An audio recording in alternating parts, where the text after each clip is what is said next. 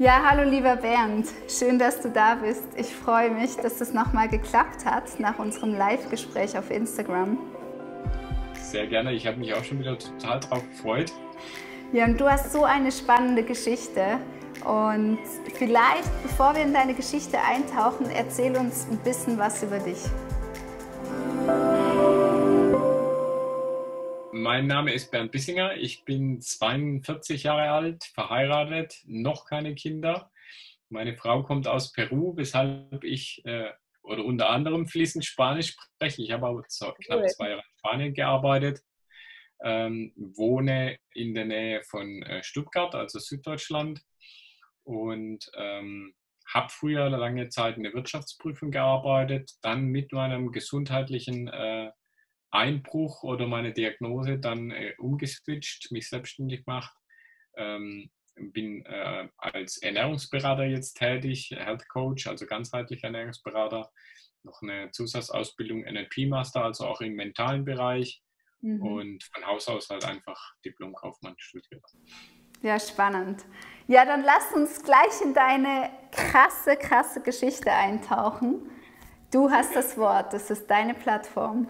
Danke sehr. Ja, also es ging los in früher Jugend. Also rückblickend habe ich jetzt natürlich ganze Menge, sind mir jetzt Dinge klar geworden, wo ich die Bücher von Medical Medium gelesen habe, wann das tatsächlich schon losging oder welche Sachen vielleicht schon Grundsteine oder erste Anzeichen davon waren. Ich habe ja dann 2012 war das die Diagnose MS, Multiple Sklerose bekommen.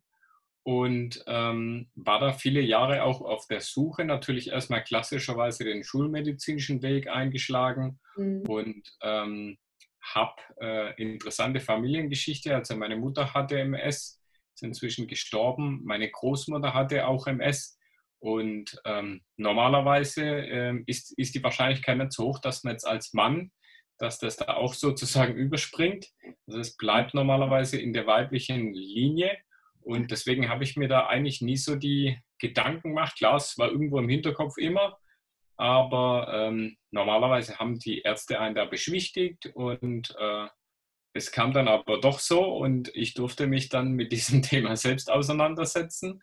Und klar, mit dieser Diagnose, also ich habe davor circa 7 Jahre in der Wirtschaftsprüfung gearbeitet, davon knapp 2 Jahre in Spanien. Also daher kannte ich dann auch schon vor meiner Frau fließend Spanisch. Und jetzt habe ich den Faden verloren. Wo will ich eigentlich hin? Du kannst immer zu deinen Notizen zurückkehren und das machen wirklich alle so, weil so eine Geschichte, da waren so viele Zwischenstationen und man hatte so viele verschiedene Symptome. Es ist ganz klar, dass man da einfach ein bisschen ablesen muss. Genau, also ich bin dann zurückwechselt in der Wirtschaftskrise nach Deutschland und habe dann da nochmal circa 4 Jahre verbracht, bis es dann zur Diagnose kam 2012. Und dann war für mich klar, mit dieser Diagnose, wo man ja weiß, Stress ist dann natürlich nicht das Beste. Und das war der absolute Stressberuf. Das passt dann zusammen. Ich musste dann natürlich raus, habe dann gekündigt, war zuerst krankgeschrieben, habe dann in die Krankschreibung noch gekündigt. Und so kam es dann letztendlich erstmal nach einer Auszeit, weil ich bin dann voll auch in den Burnout reingewandert. Die Mutter ist auch zu dem Zeitpunkt dann gestorben. Also da kam wirklich alles zusammen. Noch Visumstreit mit der Frau, die damals noch in Peru war und eben nicht so leicht nach Deutschland konnte, wie ich mir das oder wir uns das damals so naiv, sage ich mal, vorgestellt haben. Ja. Und ja, da kam wirklich einiges zusammen. Also ich habe dann wirklich schon eine Zeit gebraucht, um da wieder auf die Beine zu kommen. Und dann in dieser, Gott sei Dank hatte ich da auch Zeit, mir Gedanken zu machen, was mache ich jetzt beruflich, weil es war klar, die Türe ist im Prinzip zu, ja, und dann muss man erstmal sich Gedanken machen, was mache ich jetzt? Und mit der Ausbildung zuerst hatte ich mir überlegt, ins Controlling zu gehen, da einigermaßen geregelte Arbeitszeiten zu haben, weniger Stress, aber es ist ja letztendlich eine unberechenbare Krankheit, wo man nicht genau weiß, wie sich das entwickelt. Ja. Und mein Traum war dann, in die Selbstständigkeit zu gehen, wo ich das wirklich komplett selber in der Hand habe, wie viele Stunden am Tag ich arbeite und dann auch mal flexibel ist. Manchmal hat man einen guten Tag, manchmal nicht so guten Tag. Und das war dann so meine Vorstellung. Also ich bin zuerst auch dann in den Bereich Energieheilung gewandert, weil das war, da habe ich so reingeschnuppert gehabt. Das hat mir persönlich da aus dem tiefsten Loch raus geholfen. Ach, Und schön. dann habe ich mich damit erst selbstständig gemacht. Und dann kam irgendwann der Wechsel dann oder die Weiterentwicklung noch dazu, wo ich dann gemerkt habe, das reicht mir nicht, das füllt mich nicht aus. Und Mhm. habe dann nebenbei angefangen, Ernährungsberatung zu studieren in den USA online. Und da habe ich gemerkt, das ist total meins. Und das war auch der Ansatz von mir, weil ich wusste, Mutter hat die Diagnose gehabt, die Großmutter. Und Mhm. ich habe genau gesehen, was die Schulmedizin machen kann, nämlich nichts. Und das nur einen Weg kennt sozusagen, dass es einem immer weiter, immer schlechter geht. Ja. Und dann habe ich gewusst, ich muss das ganze Ding selber in die Hand nehmen und suchen und hatte irgendwie damals schon das Bauchgefühl, das Ding liegt in der Ernährung begründet. Und ich habe viele Autobiografien gelesen von Menschen, die sich mit der Diagnose geheilt haben durch die Ernährung. Ja. Und ich hatte immer versucht, diesen roten Faden zu finden. Ja, es waren viele verschiedene Ansätze. Man hat einige Gemeinsamkeiten gefunden, aber auch viele Widersprüche. Und Mhm. das war mir lange Zeit eben überhaupt nicht klar, wie die Leute in gleicher Weise krassen Erfolg, also wirklich, wo praktisch vom Rollstuhl dann wieder laufen konnten. Gibt einige berühmte Beispiele auch. Und Was sind das ich für habe halt, berühmte Beispiele? bitte? Was sind das für berühmte Beispiele? Terry Wall zum Beispiel, die hat auch einige Bücher geschrieben, Okay. wobei sie den Paleo-Ansatz propagiert Mhm. und ganz andere halt wieder es gibt einen berühmten Cellist, jetzt komme ich gerade nicht auf den Namen, Macht nichts. ähm, er hat ein Buch geschrieben, When the Music Stops. Ah, Ähm, ja, das kann ich noch mir hören. fällt bestimmt nachher ein, wenn man sich nicht alles aufschreibt. Und das fand ich sehr, sehr attraktiv, das Buch. Also erst eher in die vegane Richtung, das war mir auch sympathischer. Mhm. Und ja, wegen Terry Wall, das kann ich im Prinzip auch sagen, wegen der bin ich im Prinzip lange Zeit, ich wollte schon immer vegan werden oder vegetarisch zumindest. Und sie, weil ich die immer im Hinterkopf hatte, das war so damals die prominenteste Vertreterin, die aus dem Zero-Point-Rollstuhl, also wirklich, wo es so schlimmer geht es eigentlich nicht mehr. Und jetzt fährt sie wieder Rad und alles, also merkt ihr nichts mehr an. Und ich habe aber irgendwie, ich war skeptisch mit dem Palle-Ansatz und mit Anthony habe ich dann erst verstanden, wie das zusammenhängt oder wie das diese scheinbaren Widersprüche, weil eben die No-Foods das alles Entscheidende sind. Und die hat es ja eigentlich genauso gut raus. Aber Mhm. das Fleisch, wie wir von Anthony wissen, ob wir das letztendlich draußen haben oder nicht, ist jetzt nicht so der Riesenunterschied. Es geht vielleicht dann schneller, wenn man es draußen hat, aber es ist nicht heilungsverhindernd. Ja, Und nicht so die wie No-Foods Eier zum drin hat Beispiel. schon. Ja. Bitte? Nicht so wie Eier zum Beispiel. Genau. Entschuldigung, für die Leute, die jetzt nicht wissen, was oder unter dem Begriff No Foods nichts Genau, anfangen können. stell doch gerne auf. Genau, also Eier von ran, sagt Anthony, das giftigste Milchprodukte gleich vorneweg. Und das hat ja dieser Keto-Paleo-Ansatz. Deswegen fragen sich auch viele, wieso funktioniert das denn trotzdem? Mhm. Und das ist halt das Entscheidende, weil diese ganzen kritischen Lebensmittel wie Milchprodukte und auch Getreide ist ja auch bei diesem Ansatz draußen. Und das sind eben die allerkritischsten Sachen. Mhm. Und Zucker gehört dazu. Und ich hatte auf meinem Weg jetzt, wo ich da Health Coach studiert habe, schon selber für mich viele Erkenntnisse gewonnen und da eben für mich schon jahrelang Zucker, also direkt Anfang des Studiums, Mhm. ähm, das rausgeschmissen. Also es war 2014, wo ich angefangen habe, also noch ziemlich am Anfang der Reise Mhm. und einige Jahre vor Anthony, den ich erst 18 entdeckt habe.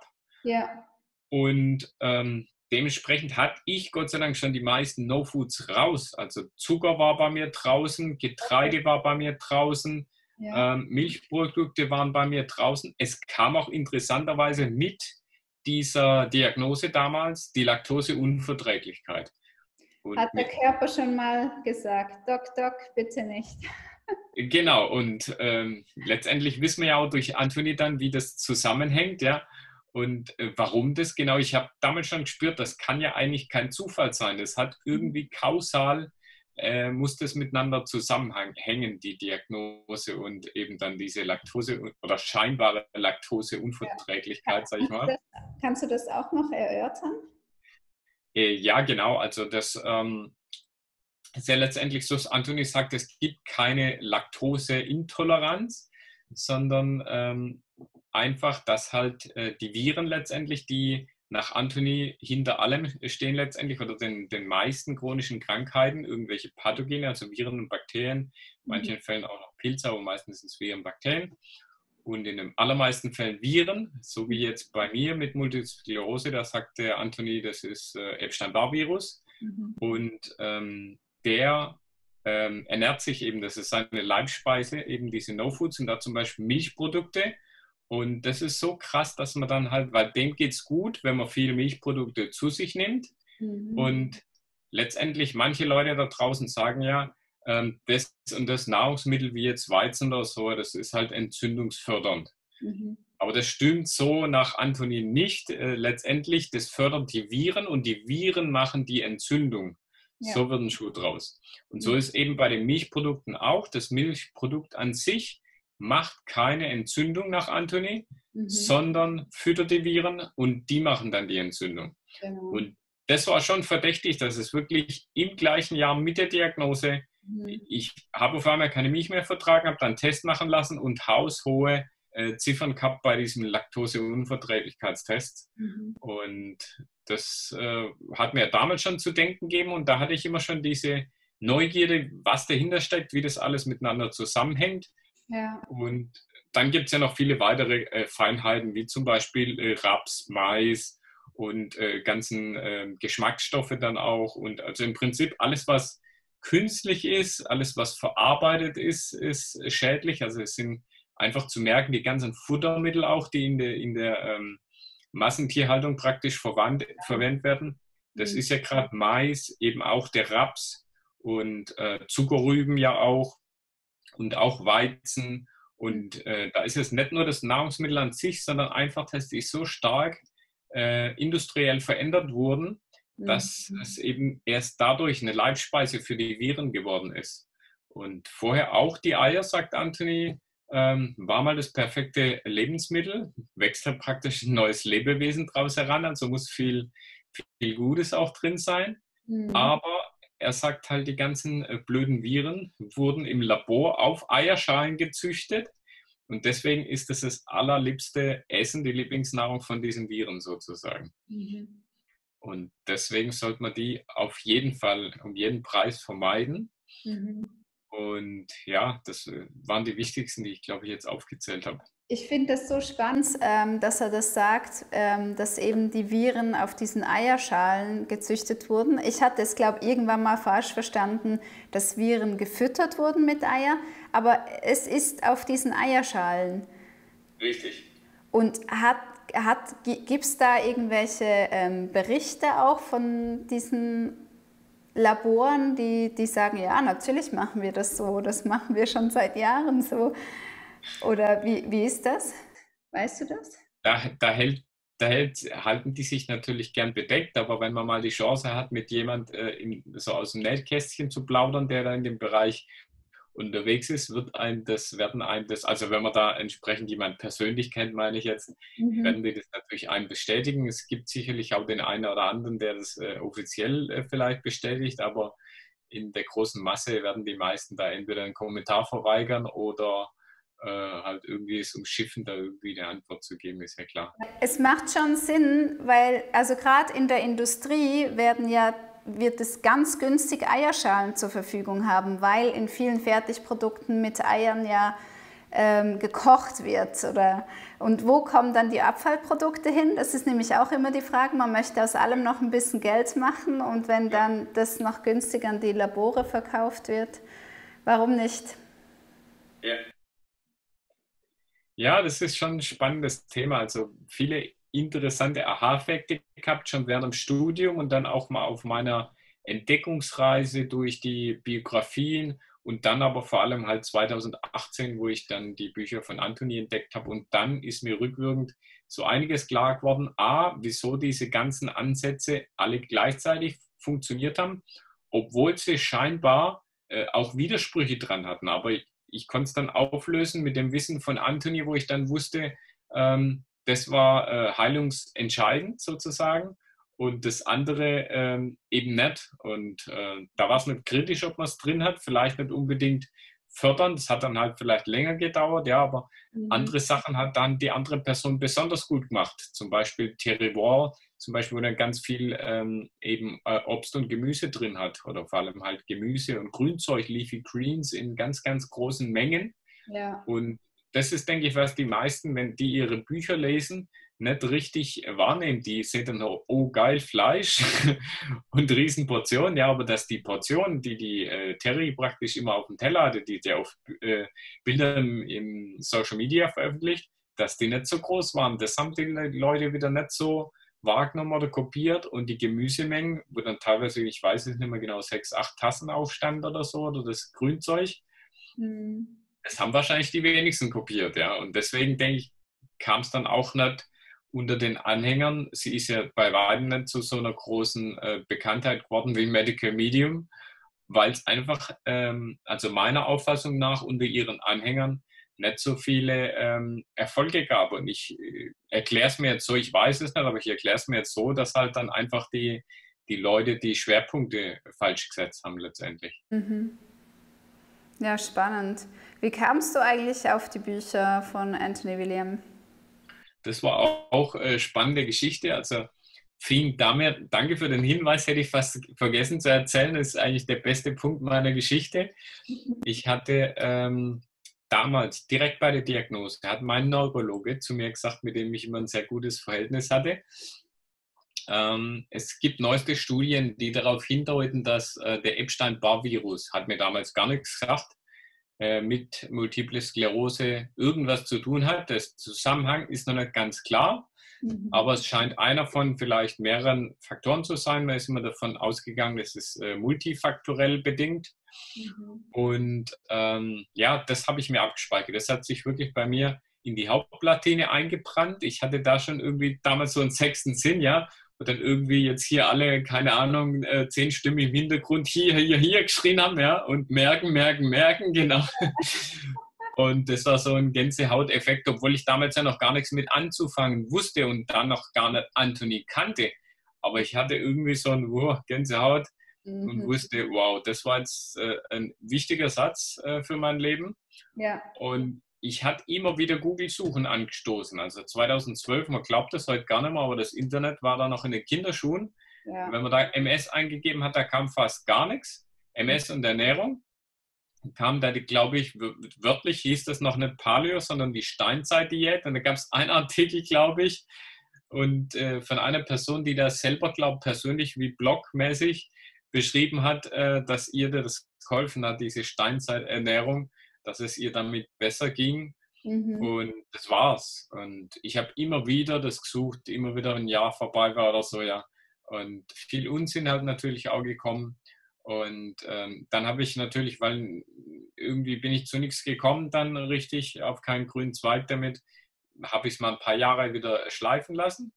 Und dann habe ich das irgendwann wieder eingegeben, wo es dann wohl schon die Bücher gab von Anthony. Und dann kam dieses Buch von Anthony in der Google-Suche. Und da habe ich gedacht, wow, das müsste das erste gewesen sein oder vielleicht sogar das Grüne. Das alle deine Schilddrüse, weil da geht es ja ganz intensiv dann nochmal praktisch in der Tiefe um EBV, also Epstein-Barr-Virus. Und ich glaube aber, es war das Blaue. Habe es mir in diese, damals auf meine Leseliste gepackt, praktisch von den Büchern, die ich mir noch kaufen will, weil ich war immer schon eine Leseratte. Da hatte immer schon so einen Bücherstapel, weil ich habe es mir einfach gekauft, ja. Und irgendwann habe ich dann aufgehört, weil ich habe gemerkt, ich komme nicht mehr hinterher mit dem Lesen. Mein Stapel ist immer größer geworden. Und dann habe ich mir alles nur auf so eine Leseliste gepackt und es dann wirklich erst gekauft, wenn es dran war, sozusagen. Ja. Ich bin auch eine Shopping Queen in Büchern. Das ist ganz schlimm, das ist meine Shoppingsucht. Bücher. Ja, und dann hast du es gelesen schlussendlich? Nee, ich wusste zwar auch wieder intuitiv irgendwie, das ist ein wichtiges Buch. Okay. Auf der anderen Seite bin ich auch ein Mensch, der sich gern so Sachen aufhebt, ja, weil ich bin auch praktisch von einem alternativen Ansatz dann zum anderen gewandert, ja.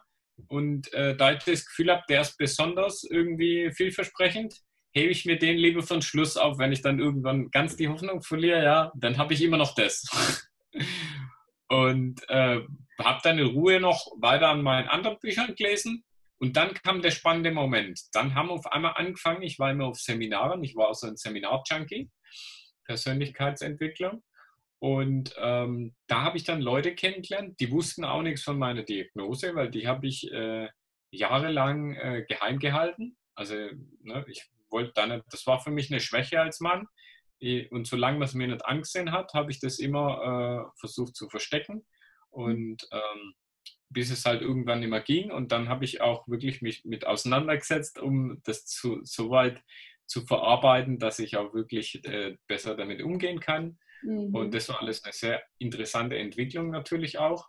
Und da auf diesen Seminaren haben sich dann jeweils 2 Leute oder in einem Seminar eine Person kennengelernt, die wusste nicht, was ich habe für eine Diagnose und hat mir trotzdem das Buch empfohlen. Gut, klar, die wussten dann, ich mache Ernährungsberatung und so weiter und haben dann mir entsprechend dieses Buch empfohlen. Ich meine, wow, da ist bestimmt, dieses Buch ist bestimmt dann auch was für dich. Kennst du das? Und haben bei mir wieder die Glocken geklingelt, weil ich dachte, ich hatte es ja schon auf der Liste. Und ich dachte, okay, ja, ich weiß, ich soll es vielleicht mal lesen. Das war die erste Person, nach meiner eigenen schon Recherche. Ja. Und als dann die zweite Person kam, das waren dann schon 3 Hinweise auf dieses Buch. Dann habe ich gedacht, so, und jetzt ziehe ich das Buch aber vor. Weil irgendwas muss da dran sein, das ist kein Zufall, ja. Ein Wink des Universums, wenn jetzt schon die dritte Person sozusagen einmal ich selber, dann ne, und in kurzer Lies Zeit. Mich. Lies mich! Das war schon sehr interessant, ja. Und auch die Person hat natürlich nicht gewusst, was ich habe, aber wusste, was ich mache. Und meinte, wow, das muss ein Buch für dich, das ist bestimmt auch toll. Ich fand das toll, lest das mal. Und dann habe ich das gelesen und ich wusste sofort, weil das war genau das Buch letztendlich, das ich mir 7 Jahre lang vorgestellt habe, visualisiert, wortwörtlich. Und wusste dann ab der ersten Seite, wo ich das Buch gelesen habe, das ist es. Das ist das Buch, wo ich so lange gesucht habe. Und habe das wirklich verschlungen, weil da wirklich, man liest es und es geht so vielen so, das habe ich von so vielen Leuten gehört, man liest es und man fühlt sich total verstanden wie noch nie davor, weil ich meine, welcher Arzt hat schon eine Ahnung jetzt zum Beispiel von MS, wie das wirklich ist, außer in der Theorie. Und das ist halt das Attraktive dann daran an dem Buch gewesen, dass man da wirklich voll und ganz sich verstanden fühlt. Und das egal mit welcher Diagnose, ja, das geht allen Leuten erzählen, dass das ist. Ja. Unglaublich. Ja. Es ist, als wäre das Buch für einen geschrieben worden. Genau, weil man sich so, weil man sich so wiedererkannt, gell? Und all die Fragezeichen, die da waren, bei diesen hunderten Arztterminen, wo man war und diese hunderten von Praxen, die man von innen gesehen hat und genau diese Antwort nicht auf diese wichtigen Fragen bekommen hat, steht das einfach alles da drin. So, genau. Ach so, die Antworten gibt's? Was? Ja, das Interessante ist bei den Ärzten, wie du gesagt hast, da merkt man auch, man stellt die Fragen natürlich und dann fängt das Rumlavieren an, weil entweder wissen sie keine Antwort darauf oder aber man merkt es in der Art und Weise, in dem Tonfall, wie die einem das kommunizieren. Klar, ich verstehe das als Arzt, als Kompetenz oder als Experte, sage ich jetzt mal, oder man möchte ja auf jeden Fall so wahrgenommen werden und man würde, es gibt wenige Ausnahmen, zum Beispiel mein Neurologe, Gott sei Dank, den ich da damals hatte, aber die meisten sitzen ja auf dem hohen Ross, wollen dann natürlich nicht runter und nicht auf die Schiene gehen, ich habe keine Ahnung davon, ja, oder wir wissen es halt heute leider nicht. Mein Neurologe hat es genauso ehrlich mit mir kommuniziert, weil so ist es ja faktisch auch. Er hat gesagt, wir vermuten das und das, aber wir wissen es nicht. Wir wissen es heute einfach nicht. Die Forschung ist unterwegs und sucht, aber das ist im Moment der Status quo. Und ich stelle die Fragen und er sagt, ich kann es Ihnen leider selber nicht sagen. Ja? Wir wissen es halt im Moment einfach nicht. Und diese Ehrlichkeit ist so wichtig für uns Erkrankte. Das ist so wichtig. Bei mir war das auch der letzte Arzt, das war dann hier in der Schweiz, der Chefarzt vom Bauchzentrum, der gesagt hat, Frau Bucher, wir sind noch nicht so weit in der Forschung. Wir sind noch nicht so weit, wir wissen es nicht. Bisher haben wir mit Antibiotikum gearbeitet und jetzt wissen wir, dass es oft größeren Schaden anrichtet. Und ich dachte so, okay, das ist super frustrierend, was du mir gerade sagst. Aber danke. Ja. Ja, da hast du vollkommen recht. Das war auch für mich persönlich so wichtig, auf Augenhöhe diese Kommunikation. Ich hatte ja eigentlich immer Glück mit den Ärzten, auch mein Hausarzt, den ich hier habe, der ist super genial. Und ich hatte immer das Gefühl, dass ernst genommen zu werden, respektiert zu werden und diese Entscheidungen gemeinsam zu treffen und nie von oben nach unten. Das ist ja meistens hier leider der fiese, typische Kommunikationsweg, ja. Obwohl ja eben, das haben wir gerade besprochen, die Lösungen im Feld der chronischen Krankheiten ja offensichtlich nicht da sind, sonst müsste man ja nicht sein Lebenslang irgendwelche Medikamente nehmen und es wird dann halt doch nicht besser. Ja. Das heißt, die Ursache ist nicht bekannt und letztendlich die Konsequenz, deswegen arbeitet man auch nicht an der Ursache. Es werden Symptome unterdrückt oder gelindert, sodass es vielleicht erträglicher wird bei manchen Erkrankungen. Ja. Aber es ändert nichts an der Ursache und das kann es ja auch gar nicht, wenn man den Grund nicht kennt, die Ursache unbekannt ist. Und da ist es leider jetzt im Fall von Autoimmunerkrankungen, da geht es schon los bei diesem Begriff. Sogar das sonst auch noch gerne? Falsche Richtung. Ja, genau. Also das, denke ich, ist eins der, Anthony betont es ja auch immer wieder, Anthony William, wie wichtig das ist, darüber aufzuklären, dass es eben keine gesicherte Erkenntnis ist, sondern bis heute eine Theorie. Das ist die Autoimmuntheorie und letztendlich ist sie dadurch entstanden. Man hat gesehen, es passieren Entzündungen im Körper. Es sind ja immer, was Wissenschaft macht, ist beobachten. Aber irgendwann hört diese Wissenschaft auf und die Grenze, wo die überschritten wird, das wird uns oft vorenthalten, nicht klar kommuniziert und das ist das Unfaire, das da oft passiert. Und dann geht man zu Schlussfolgerungen über. Das ist zwar auch noch eigentlich Teil der Wissenschaft, ja, aber da hört die Objektivität auf, weil dann wird es subjektiv. Man zieht Schlüsse und die können falsch sein. Die Beobachtungen sind ja meistens relativ objektiv. Ja, was dann wirklich da passiert, ist wieder ein Schluss dann. Aber die Beobachtung, die ist ja meistens schon richtig. Also zum Beispiel, dass jetzt Entzündungen stattfinden, ist ja unstrittig. Ja.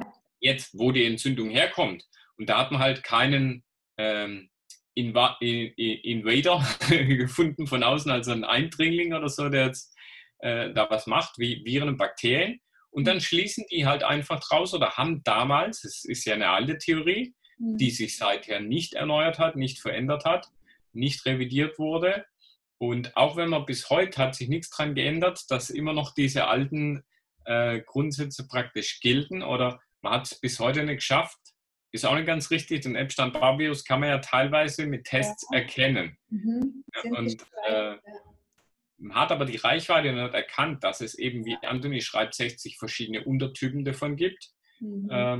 Und halt, dass es in den meisten Fällen eben nicht erkannt wird, das Virus, weil es nur, wenn man noch hoch ansteckend ist, also gerade in diesem aktiven Stadium, zum Beispiel pfeifisches Drüsenfieber, dann kann man es eben nachweisen und danach verkriecht sich das Ding fieserweise in irgendwelchen Organen, versteckt sich und dann sagt die Schulmedizin, herzlichen Glückwunsch, Sie haben die Infektion überstanden.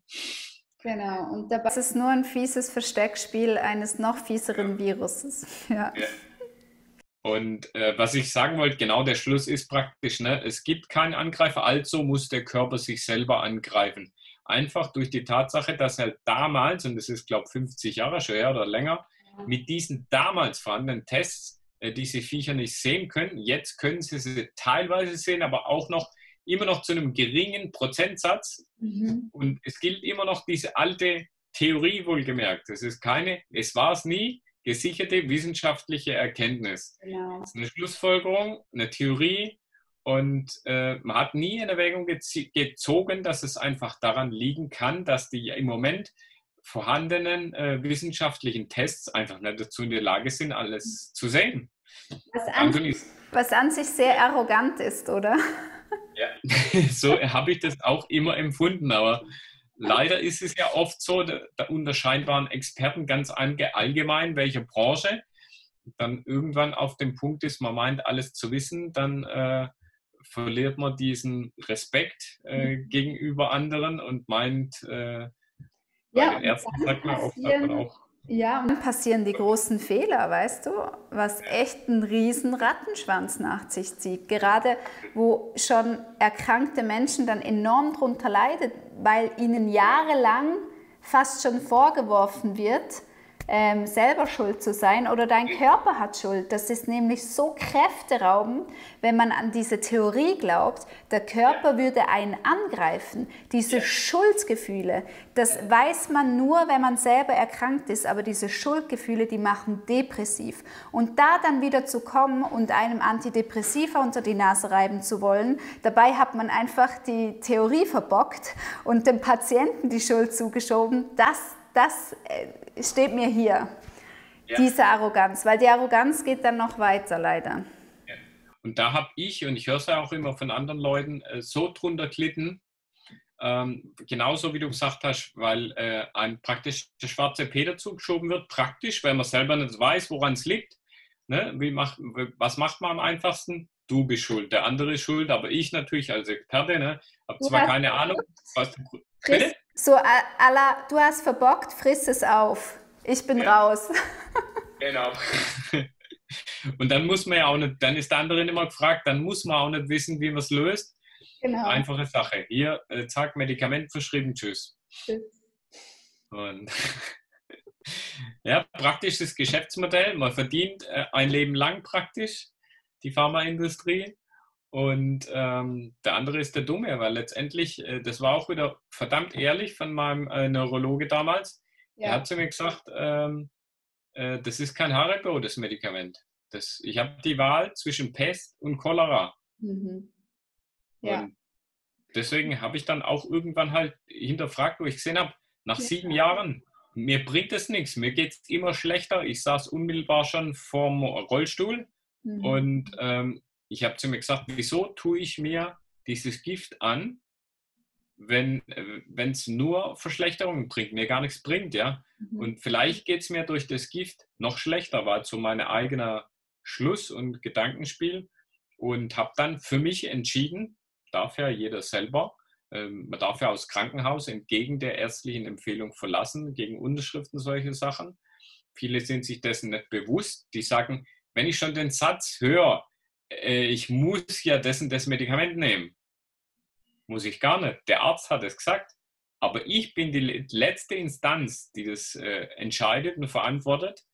Tue ich das oder tue ich das nicht? Ich will es nicht sagen, den Leuten irgendwie empfehlen, keine Medikamente zu nehmen oder so. Nein, natürlich nicht. Du willst sie ermutigen, Selbstverantwortung zu übernehmen. Und was wir hier auch wollen, unbedingt bei diesem Kanal, weil der ist auch wirklich für Ärzte und Spezialisten mit Herz und Verstand, dass sie breiter kommunizieren, dass sie eben sagen, wie dein Neurologe oder wie der Chefarzt in der Bauchklinik bei mir. Das sind die Lösungen, aber Achtung, wir haben es noch nicht durchschaut. Das ist einfach bisher unsere beste Lösung. Ob das das Beste ist, ist Ihnen überlassen. Und das ist so wichtig, dass das so kommuniziert wird.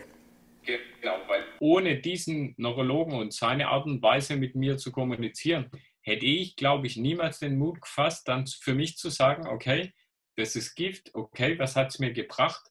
Und letztendlich dann die Entscheidung zu treffen, noch vor Anthony, ich nehme dieses Medikament nicht mehr. Ja. Und das, was uns natürlich mega brennend interessiert, Bernd, gell? Ja. Und man sieht ja auch den Rollstuhl bei dir im Hintergrund. Wie ist dann alles verlaufen? Wie weit hat sich MS fortgeschritten und konntest du es irgendwie abbremsen? Wo stehst du jetzt? Genau, also ich habe, wie ich schon sagte, ne, war schon kurz vorm Rollstuhl, der war dann auch schon bestellt. Das Ding hat, der ganze Prozess dauert ziemlich lang, dann auch mit Krankenkassegenehmigung und so weiter. Also es hat Monate gedauert, bis das Ding dann endlich da war. Und da war es schon grenzwertig. Also ich hatte einen Rollator schon und habe mich auch lange Zeit in der Wohnung, also ich hätte wahrscheinlich schon viel früher einen gebraucht. Ich habe jetzt einfach das Haus nicht mehr verlassen. und habe mich in der Wohnung halt dann lange Zeit auch noch in der Wohnung fortbewegt, indem ich mich an den Wänden halt entlang gehangelt habe, festgehalten habe, an den Möbeln festgehalten habe. Und irgendwann sind dann die Knie weich geworden, dann ist es echt schwierig geworden. Und das Ja. hat mir beim Rollator, obwohl ich mich da voll drauf stützen konnte mit dem Gewicht, dann aber auch nicht mehr so viel gebracht. Blasenschwäche ging schon los, dann musste ich auch schnell und kurzfristig auf die Toilette. Das Ja. hat dann auch dann nächster Punkt, wo es dann erschwert, überhaupt das Haus zu verlassen, weil man im Prinzip überall sofort wissen muss, wo ist die nächste Toilette und ist der Weg kurz genug, weil es dann so drängend ist. Und so habe ich dann irgendwann auch deswegen schon überhaupt keine Lust mehr gehabt, das Haus zu verlassen, weil es so mühsam ist. Ja. Und man kann ja nicht wirklich irgendwo ruhig irgendwo hingehen, sondern ist eigentlich nur drauf am Toiletten scannen und oder vorher schon beim Planen gucken, wo wir da hingehen, ist da eine Toilette nah dran und lauter solche Geschichten. Und ja, letztendlich, ich habe dann, wo ich Anthony entdeckt habe, ist der Rollstuhl, wie gesagt, bestellt gewesen, ist dann kurze Zeit auch später gekommen. Und ja, vieles, denke ich, das war mir am Anfang auch nicht klar, wo ich durch Kurse bei der Munisa, die jetzt auch nicht jeder kennt, die macht im Bereich, also in Amerika, ist eine von Medical Mediums ersten Empfehlungen gewesen, wo er Leute hingeschickt hat, wo er selber jetzt nicht mehr so viele Leute annehmen konnte, wo er das gar nicht mehr bewältigen konnte. Dann hat er angefangen, Practitioner zu empfehlen und da war die Munisa eine der ersten Stunde. Und die hat aufgezogen inzwischen riesen Schulungsprogramm, Online-Schulungsprogramm. Und da war ich dann auch, bin ich relativ bald drauf gestoßen. Jeder hat die Illusion, glaube ich, am Anfang eine Sitzung bei Anthony zu bekommen, ja. Und die haben dann mir auch noch geschrieben in der E-Mail damals verschiedene Möglichkeiten. Es gibt ja diese Healing Ambassadors im amerikanischen Raum und eben Practitioner, die von Anthony empfohlen sind. Und da war die Munisa halt eben auch dabei. Und ich weiß nicht mehr genau, ob sie den Namen direkt haben fallen lassen in der E-Mail oder ob ich dann da mir die Munisa ausgepickt habe.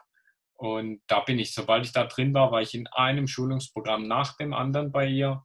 Und das war so eine der wichtigsten Erkenntnisse, wo ich dann für mich mitgenommen habe, dass eben dieses wie ein Kreuzfahrtschiff ist und die ganze Geschichte einfach noch so eine Weile weiterläuft, weil viele Leute die Illusion haben, die hatte ich am Anfang auch, ich fange an, alles umzustellen nach Medical Medium, die Ernährung, und dann stoppt das Ding. Und gerade bei solchen gravierenden Sachen, das ist jetzt keine 0815 Virusinfektion wie ein Schnupfen oder so, sondern eine größere Nummer, die auch schon viel länger im Gange ist, und dann läuft es, also wenn man ein Kreuzfahrtschiff abbremst, dann tut es ja noch eine ganze Weile in die gleiche Richtung weiterfahren. Und wenn man es dann zum Wenden bringen will, dann muss man, und das hat man einen großen Wendekreis, das dauert auch ziemlich lang, das ist kein Fahrrad auf der Straße oder so. Und dann, sage ich immer noch dazu, befindet man sich in Gewässer, wo es einem ja schon schlechter geht, und dann muss man erstmal wieder, so ein Ding zu beschleunigen, dauert ja auch eine Weile, bis das Fahrt aufnimmt und bis man aus diesen Gewässern wieder rauskommt. Also das kann gut und gerne noch einige Monate dauern. Und also bei mir war von Anfang an, ich habe Verbesserungen gemerkt, aber auch Verschlechterungen weiter noch. Also die Gangfähigkeit hat sich noch weiter verschlechtert. Klar, die motorischen Fähigkeiten, das Nervensystem ist erstmal zerstört. Das kann sich aber wieder aufbauen, hat selbst die Schulmedizin anerkannt, die ist reversibel, nicht irreversibel, wie sie damals noch kommuniziert haben. Ah, okay, spannend, ja. Ja, okay. Und das dauert natürlich auch nochmal eine ganze Zeit, bis das wieder aufgebaut. Zuerst gilt es, die Viren zu dezimieren, dass diese Angriffe und letztendlich die Entzündungen aufhören. Ja. Dann hört diese Aktivität auf, die ich tatsächlich erreicht habe nach 15 Monaten, was schon eine Riesennummer ist. Also wie habe ich das gemerkt? Meine Schmerzen sind verschwunden. Ich hatte 24 Stunden, also von morgens bis abends praktisch, mal stärker, mal schwächer in der Intensität Schmerzen in der Wirbelsäule. Okay. Also richtig fiese Nervenschmerzen. Okay. Und die waren auf einen Schlag weg, eben nach diesen 15 Monaten. Ja. Und was darauf hindeutet, ich habe keine Aktivität mehr in dem Sinne, aber das Nervensystem ist halt trotzdem noch erstmal kaputt, und da geht es darum, das jetzt wieder aufzubauen. Und vorher wollte ich noch was sagen mit der Autoimmungeschichte. Mhm. Äh, den wichtigsten Punkt letztendlich, ähm, komme ich jetzt aber auch nicht mehr drauf. Wahrscheinlich fällt es mir nachher noch ein. Und ja, so ging es alles seinen Lauf. Aber ich meine, wenn man nur sieht, diese Schmerzen, diese loszuhaben, was das für eine Wahnsinn. Erleichterung ist. Ah. Und das war für mich so ein Meilenstein, wo ich gesagt habe, ja, das Schwierige ist eigentlich diese, weil man kann sich das am Anfang nicht vorstellen, diese Schmerzen und alles. Es hat gekribbelt in allen Extremitäten, ist alles weg. Also ich habe keine Aktivität mehr in dem Sinne. Mhm. Und das ist natürlich riesen Glaubwürdigkeit auch nochmal für mich, von den Büchern, was da drin steht. Ja, es ist zunächst mal Theorie, Ja, aber das das ist ist für es. mich was unvorstellbar und unerreichbar eigentlich war und in noch so kurzer Zeit. Und das ist halt ja auch geblieben. Ich hatte Herpes Zoster, also Aften am Stück die ganze Zeit im Mund. Seit diesem Monat 15 weg, nie wieder, nicht eine Afte und manchmal hatte ich 3 in einem Monat. Und also es sind ganz, ganz viele Indizien, ja, wo das untermauern, weil ja viele auch irgendwie sagen, ja, das ist mir zu abstrus oder ne, zu abseits vom Mainstream, das glaube ich nicht, sind skeptisch, ja. Mhm. Aber diese Ergebnisse, und ich bin ja kein Einzelfall, ja, da gibt es zuhauf da draußen, das ganze Internet ist voll damit. Ich meine, du machst ja ganze Bände, füllst ja mit solchen Geschichten von den Leuten. Genau, es Und hört gar nicht mehr auf. Also ich könnte jetzt ja, eigentlich jeden Tag ein Interview machen mit Menschen, die davon erzählen, wie sie durch dieses Weglassen der No-Foods und das ja, Einführen dieser Pflanzen, Kräuter, Obst, Gemüse einfach heil werden. Das ja, ist ja, unglaublich. Ja, genau. Und das ist ja das Entscheidende, gibt ja den schönen Satz, wer heilt, hat Recht. Und ja, dann, dass sowas lächerlich gemacht wird, da habe ich auch null Verständnis dafür, ja, weil diejenigen, die das lächerlich machen, die haben dann, sind meistens kerngesund, haben keine Ahnung davon, ja. Sage ich ja, immer, geh mal einen Tag in meinem Leben oder setz dich mal einen Tag in den Rollstuhl in meinem Fall, ja. Du oh, weißt, wie beschwerlich dieses Leben ist und was für ein Riesengewinn das ist, dass zum Beispiel jetzt bei mir die Schmerzen komplett weg sind, ja. Das ist ja was mit herkömmlichen Mitteln unmöglich ist, unerreichbar, ja. Und das es gibt einfach so vom Tisch zu wischen, ja, und diese Schmerzen, diese täglichen Schmerzen, und dann nimmt man diese Schmerzmittel und sie nützen nicht mal viel. Aber es ist das ja, Einzige, woran man sich noch festgeklammert hat damals. Und wenn ich ja, auch jetzt zurückblicke, ich kann mich kaum mehr erinnern, wie sich diese Schmerzen angefühlt haben. ja, Also das ja. ist unglaublich. Deswegen Das stimmt, das ist, vergisst man auch wieder schnell. Ja. ja, gell, das vergisst man auch wieder schnell. Ja, Wahnsinn. Ja, das ist spannend. Jetzt hatte ich es gerade, lag es mir wieder auf der Zunge, was mir vorher aufgefallen ist mit dem, ja genau, ich wollte ja darauf hinaus, dass der Ansatz auch schädlich sein kann. Und wenn man jetzt davon ausgeht, Autoimmun nach dieser Theorie, logisch, es macht ja Sinn, dann muss man das Immunsystem unterdrücken, wenn das anscheinend der Schuldige ist. Es gibt hier keinen, also muss das Immunsystem sich selber angreifen. Scheinbar gibt es Entzündungen. Also mhm. unterdrücke ich das Immunsystem. Fataler Ansatz, wenn der Gegner aber auf der anderen Seite steht. Das ist nicht der, Anthony sagt ja, das ist unsere stärkste Verteidigungslinie. Und wenn ich die schwäche, dann geht die ganze Geschichte ja noch viel schneller, geht es mir noch viel schneller, noch schlechter und ich fühle mir noch ein Medikament zu, das letztendlich Gift zu ist in diesem Fall. Also es gibt ja viele, viele Medikamente, die lebensrettend sind. Die Medizin allgemein möchte ich ja nochmal in Schutz nehmen. Die Notfallmedizin sehr, sehr wertvoll. Also ich will jetzt nicht eins über einen Kamm, alles über einen Kamm scheren und hier im Dings Schulmedizin-Bashing betreiben oder so. Im Gegenteil. Ähm, Es geht nur darum, in diesen Feldern jetzt der chronischen Krankheiten Ja. einfach mal zuzugeben, es gibt keine Lösung. Und wenn man die Lösung nicht hat, dann ist es ja auch offensichtlich, dass man scheinbar die Ursache nicht richtig erkannt hat. Dass Mhm. diese alten Theorien irgendwo falsch sein müssen. Mhm. Und dann habe ich mich natürlich auch gefragt, was für einen Sinn macht es, mein Immunsystem weiter zu unterdrücken, Ja. wenn letztendlich es doch ein externer Invasor ist, also ein Virus oder ne, der die Entzündungen verursacht. Und ich tue noch meine eigene Verteidigung schwächen. Mhm. Und die Sachen, da soll es mal eine öffentliche Diskussion drüber geben und man da bereit zu sein, dass man da darüber diskutiert und eben nicht die Augen verschließt vor diesen Ergebnissen, die ja inzwischen da sind. Ja. Und dann könnte man sich an einen gemeinsamen Tisch setzen, auf Augenhöhe miteinander reden. Und wenn wirkliches Interesse, und das besteht ja sicherlich von Ärzten, also das ist auch wieder ganz klar zu differenzieren, Ärzte und die Industrie, Anthony macht das auch mal ganz schön, die meisten Ärzte haben ja absolut gutes Interesse und das auch deswegen den Beruf ergriffen, weil sie Menschen helfen wollen. Genau. Denen sind aber auch Grenzen gesetzt durch unser derzeitiges Gesundheitssystem, das eben nur bestimmte Behandlungsmöglichkeiten zulässt, wo eben bestimmte Industrien dahinter stehen.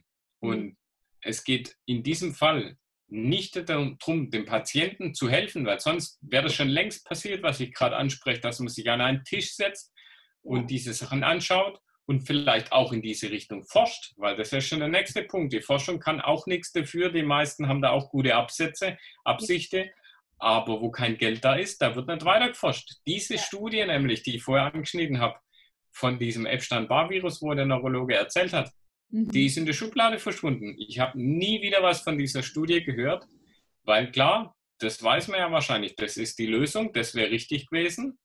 Aber es gibt ja bestimmte Stellen, die das nicht möchten, dass man die Lösung findet, oder scheinbar. Es scheint ja so zu sein. Das ist das, was man interpretieren muss. Das ist das, was man interpretieren muss, ja. Wir können das auch nicht wissen, aber die Frage ist groß, warum in die Richtung nicht weiter geforscht wird. Und wirklich auch ein sehr frustrierender Zustand, was du vorhin erwähnt hast, für viele Herzen, für viele Ärzte mit Herzen, die sich wirklich eigentlich für ihre Patienten aufopfern wollen und denen die Hände gebunden sind. Auch Ärzte, die schon Nahrungsempfehlungen rausgebracht haben und dann dafür angeklagt wurden, weil es eben noch nicht evidenzbasiert ist. Aber warum ist es nicht evidenzbasiert? Wo ist denn die Studie, bitteschön?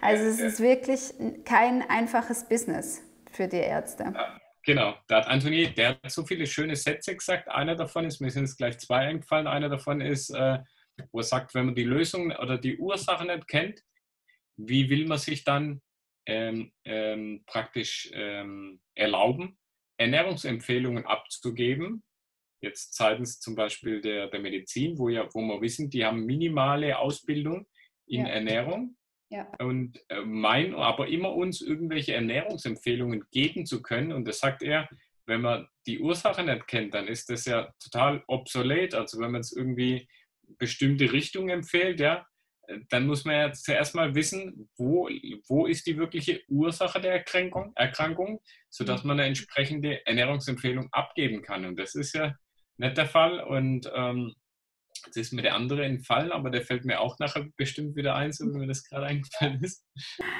Ja, es ist unglaublich. Also es ist so ein frustrierender Punkt und die Frust, die liegt auf Seiten des chronisch Erkrankten. Und deswegen ist mir diese Serie so wichtig, weil dann müssen wir jetzt laut werden, dann muss unsere Stimme Platz finden, damit wir unsere Geschichten erzählen können, weil unsere Geschichten, das ist einfach die Wahrheit. Jeder, der hier was erzählt, nimmt seinen ganzen Mut zusammen und geht raus mit dem Persönlichsten, was er hat, nämlich den Fall, nämlich die Krankheit. Das ist nicht sexy, das ist nicht schön, das macht keinen Spaß.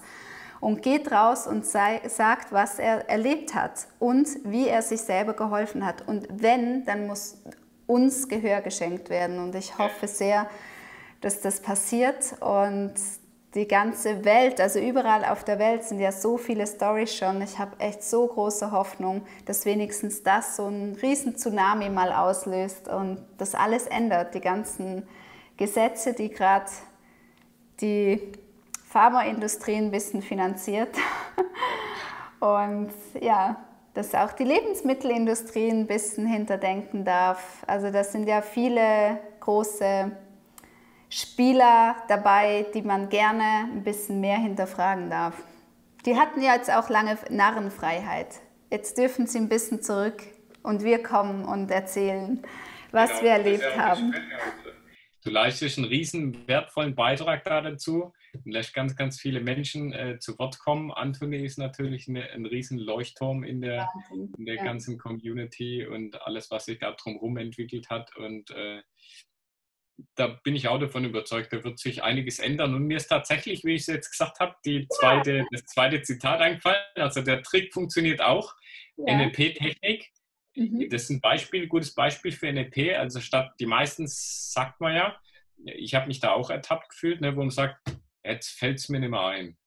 Und dann bleibt es aber so. Wenn man sein Unterbewusstsein programmieren will, mit an Bord holen will, dann sagt man, gleich fällt es mir wieder ein, so wie ich jetzt gesagt Echt? habe. Nice. Obwohl ich in dem Moment nicht wirklich dran geglaubt habe, aber es hat funktioniert, weil der zweite Satz ist, eben wo Anthony sagt, was gibt es für eine mächtigere Studie, wo die Leute immer sagen, wo ist denn die Studie dazu, die das belegt? Da sagt er, was gibt es für eine mächtigere Studie als die Empirie, also in der Praxis, wo ich dann sehe, den Leuten geht es besser und es gibt Millionen von Studien da draußen und zwar in Millionen von Einzelpersonen. Und Ja. die sind viel mächtiger als jede Studie, wissenschaftliche Studie, Mhm. die ja immer da draußen bezahlt ist von irgendjemand. Und der das Geld gibt, hat immer ein Interesse und da gibt es oft dann auch einen Interessenskonflikt. Natürlich. Und das ist das Interessante bei der ganzen Geschichte. Und das gilt es immer zu bedenken, weil die Leute immer sagen, ja, das ist studienbelegt. Und mein Statistikprofessor und andere Leute, die haben immer gesagt, es gibt heutzutage eine Studie für jede Seite. Ja? Ich Mhm. kann alles mit einer Studie belegen. Und zwar interessanterweise genau das Gegenteil auch immer.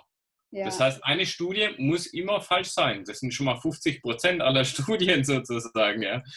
Und das sollte einem auch zu denken geben, was heißt das schon? Das ist wissenschaftlich belegt oder da gibt es eine Studie dafür. Das Ja. ist scheinbar ja auch nur eine Meinung, sonst würden die sich nicht gegenseitig widersprechen. Ja.